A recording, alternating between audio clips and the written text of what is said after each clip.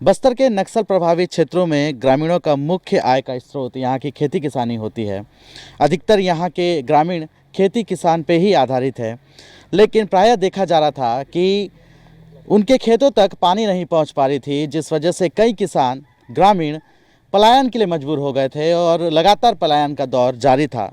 इस गंभीर समस्या को देखते हुए राज्य सरकार ने कदम उठाया और आखिरकार इन खेतों तक कैसे पानी पहुंचाया जा सके और कैसे 12 महीनों किसान यहां पर अपनी खेती कर सके, इसके लिए विचार विमर्श किया गया और प्लानिंग तैयार की गई।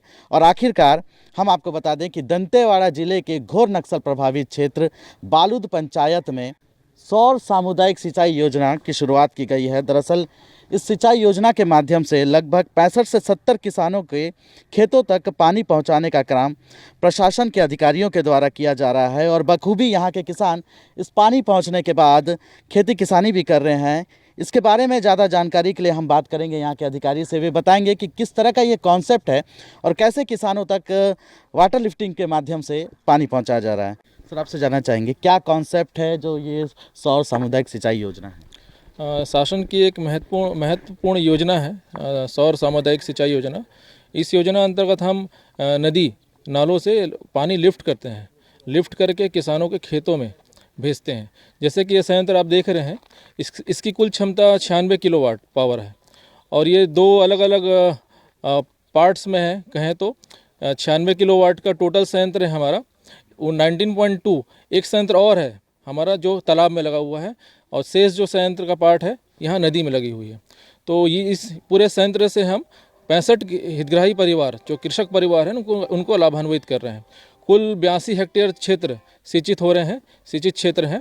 और इस प्रकार हम शासन के मंशा के तहत किसानों को गर्मी में वर्षा ऋतु के बाद फसल लगाने के लिए भी प्रेरित कर रहे हैं और हम चाहते हैं कि वो नगद फसलों का उत्पादन करें, जैसे कि तिलहन, दाल, मौसमी सब्जियां, फल फूल, इस तरह का वो उत्पादन करें। हो सकता है कि हाईटेक पद्धति से अब किसानों की खेती की जा रही है, करवाई जा रही है। जी, निश्चित ही यह एक रिन्यूएबल एनर्जी तकनीक पर आधारित है और हाईटेक ही है। ये जो योजना जब लागू नहीं हुई थी तो किसान लोग क्या है, एक फसल वर्षा आधारित फसल पर ही, मतलब धान पर ही निर्भर रहते थे।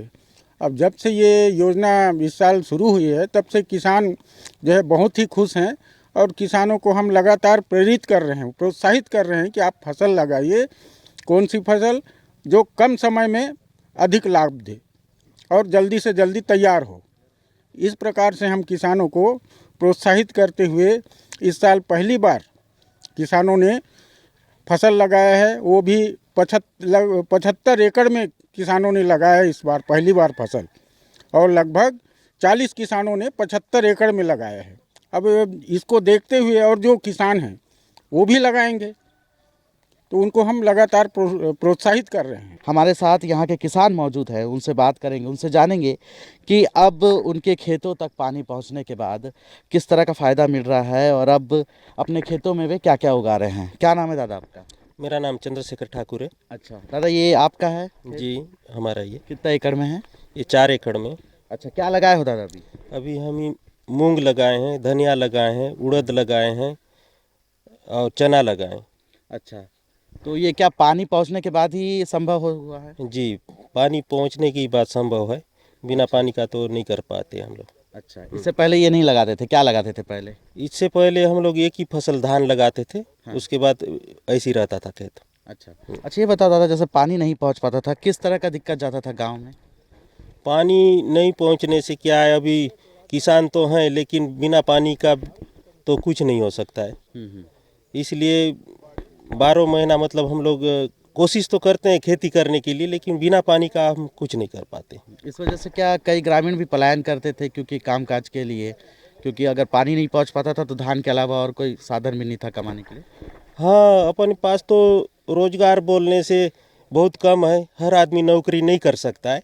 खेती तो पर्याप्त है लेकिन बिना साधन के हम खेती नहीं कर सकते हैं। इस कारण कुछ रोटी के लिए लोग बाग पलायन करते हैं और बाहर जाके काम करके अपना 6 महीना तो उधर ही गुजारते हैं। जैसा पानी मौसम खुलता है तो फिर आ जाते हैं, हम लोग खेती करते हैं। अभी कैसा माहौल है गांव का? अभी अभी तो माहौल ठीक है, खेती करने के लिए उत्सुक हैं, पानी पहुंच रहा है तो लोग बाग दिख के ना पानी देख के खुश हैं।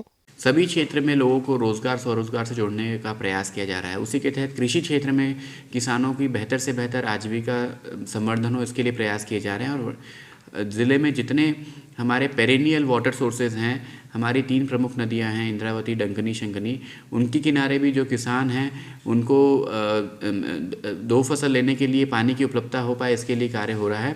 और सरफेस वाटर लिफ्टिंग परियोजना बनाई गई है। ज़िले में कुल 10 परियोजनाएं बनाई गई हैं जिसका क्रियान्वयन किया जा रहा है और लगभग 5 परियोजनाएं हमारी पूर्ण भी हो गई हैं और पूरी परियोजनाओं से लगभग 500 किसान जो है लाभान्वित होंगे और 1635 एकड़ जो है हमारा रकबा जो है वो सिंचाई के अंतर्गत शामिल हो जाएगा। तो यहाँ पे किसान अब दूसरी फसल भी आराम से ले सकते हैं और उनकी आजीविका में भी संवर्धन होगा। साथ ही वो लोग सामूहिक कृषि पद्धति को जो है प्रैक्टिस कर रहे हैं जिससे कि उनको कॉस्ट कटिंग होगा, इनपुट कॉस्ट कम से कम लग रहा है।